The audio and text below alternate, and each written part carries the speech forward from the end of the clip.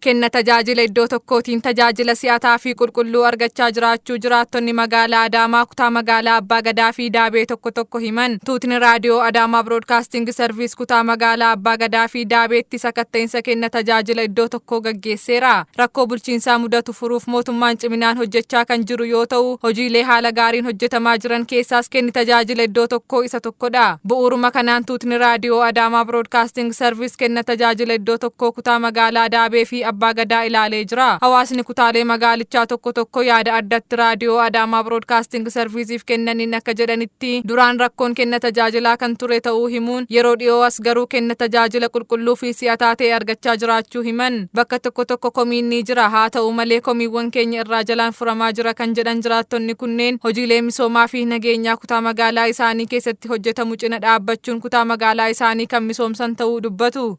Tajaajila asitti kennamaa jiru waan gaariidha.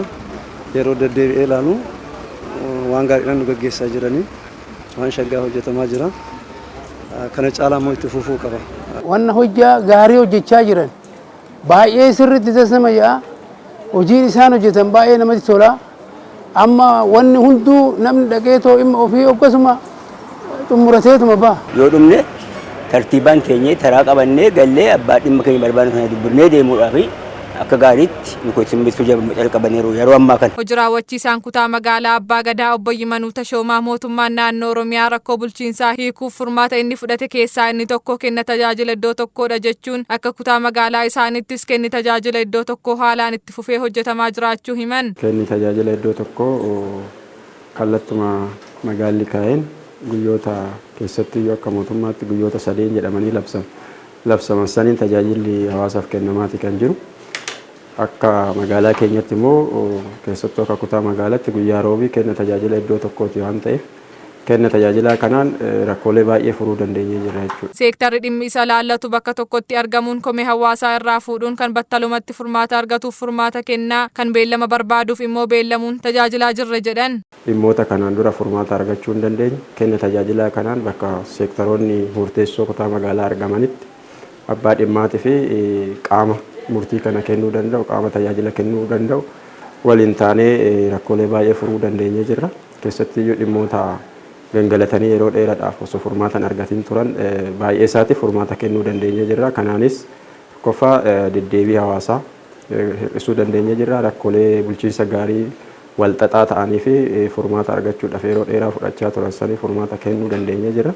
Karaa biraatiin komiilee hawaasni keenya kanaan dura karaa adda addaatiin rakkoo bulchiinsa gaarii wajjin wal qabatee turaniifis furmaata kennuu dandeenyee jirra jechuudha. Hojii raawwachiisaan kutaa magaalaa Daabee obbo Selemoon Nagaash akka kutaa magaalaa isaaniitti kenna tajaajila iddoo tokkoon deddeebii abbaa dhimmaa hir'isuun hawaasnis tajaajila argatuun gammadaa akka ta'u taasifamee jira jedhan. Guyyootanii sadan guyyaa wiixataa roobii fi jimaata guyyootanii kenna tajaajila abbaa dhimmaa akka ta'u mootummaa naannoo Oromiyaatiin karaa caffee mootummaa naannoo Oromiyaatiin seera ta'ee akka ba'u guyyoottan sadan kun abbaa dhimmaa guyyaa kenna tajaajila abbaa dhimmaatiif qofa akka oolu murtaa'uun isaanii yaadatama. Nus kanarraa kaanee deddeebiin uummataa akka hir'atuuf kenni tajaajilaa keenya si'ataa akka ta'u haqa qabeessa akka ta'u qisaasama maallaqaas kan yeroos akka hin qaqqabsiisne gochuuf itti quufinsi abbaa dhimmaa yookaan immoo iyyuu kenna tajaajila mootummaa irratti uummanni gammadaa ta'uu akka danda'u waan murtaa'eef kanarraa kaaneenus hojii kana karaa guutuu ta'een hojjechaa kan jirru. Ogeessi hundi walqixa qulqullummaan hojjechuu dhiisuu danda'a waan ta'eef hawaasnis mirga isaa beekee tajaajila mootummaa gurguruuf kan yaalu yoo arge eeruu kennuun nu cina ta'uu qaba jedhan.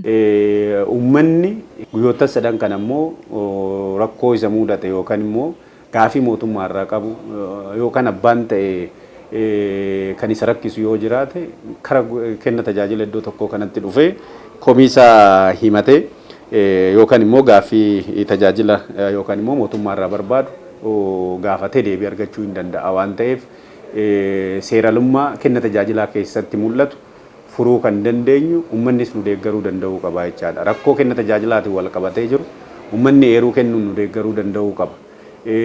Tajaajila mootummaa gurgurachuuf kan yaalu yoo jiraate yookaan immoo abbaa dhimmaa doorsisee abbaa dhimmaarraa mataa ammallee kan barbaadu yoo jiraate hawaasni eeruu kennuun nu deeggaruu qaba.